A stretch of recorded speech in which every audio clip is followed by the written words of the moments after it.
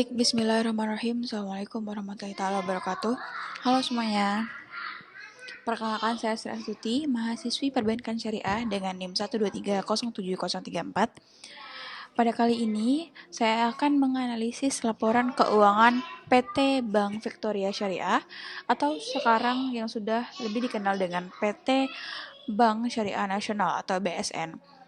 Untuk video kali ini, saya akan menggunakan laporan keuangan periode 2023 hingga 2025 dan menggunakan 3 metode analisis. Yang pertama, analisis tren. Yang kedua, ada analisis horizontal. Dan yang terakhir, ada analisis rasio keuangan. Langsung saja masuk kepada videonya. Biodata singkat dari Bank Syariah Nasional. Bank Syariah Nasional merupakan nama baru dari Bank Victoria Syariah. Bank ini merupakan bank umum syariah di Indonesia yang menjalankan kegiatan perbankan berdasarkan prinsip Islam. Bank ini berfokus pada pengembangan layanan keuangan syariah yang modern, aman, dan sesuai dengan prinsip syariah. Periode laporan di tahun 2023 hingga 2025 dan menggunakan metode analisis yang pertama tren, horizontal, yang terakhir ada rasio keuangan. Selanjutnya kita masuk kepada materi analisis tren. Analisis tren yakni analisis yang digunakan untuk melihat perkembangan kondisi keuangan bank selama beberapa periode. Seperti yang saya bilang tadi, saya mengambil periode 2023 hingga 2025. Rumusnya yakni tahun pembanding dibagi tahun dasar dikali 100%. Rumus ini bersumber dari buku analisis laporan keuangan oleh Sofyan Syafri Baharab, yang merupakan referensi utama analisis laporan keuangan di perguruan tinggi Indonesia.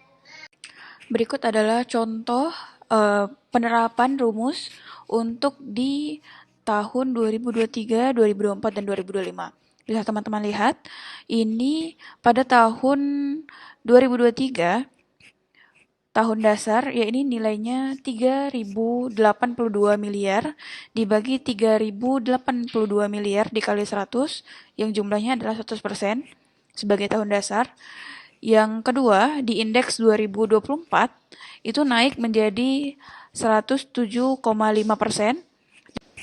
Dan yang terakhir, pada indeks 2025 mengalami kenaikan sebesar 2.371%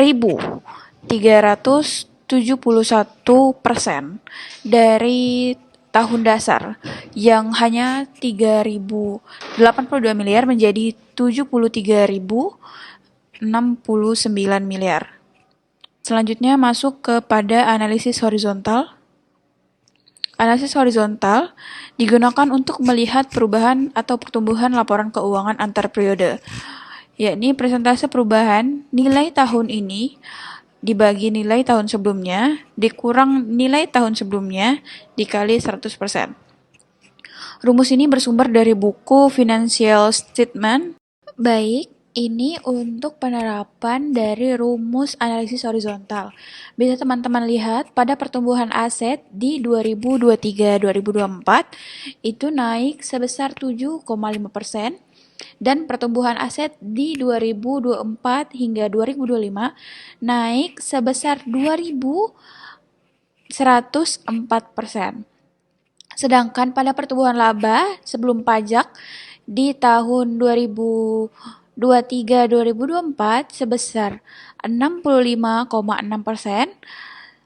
Dan selanjutnya ada pertumbuhan laba sebelum pajak pada tahun 2024-2025 sebesar 1.949%.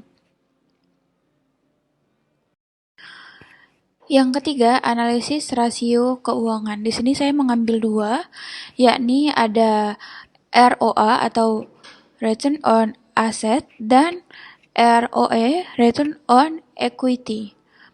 Yang pertama, ROA. ROA digunakan untuk mengukur kemampuan bank dalam menghasilkan laba dari aset yang dimiliki.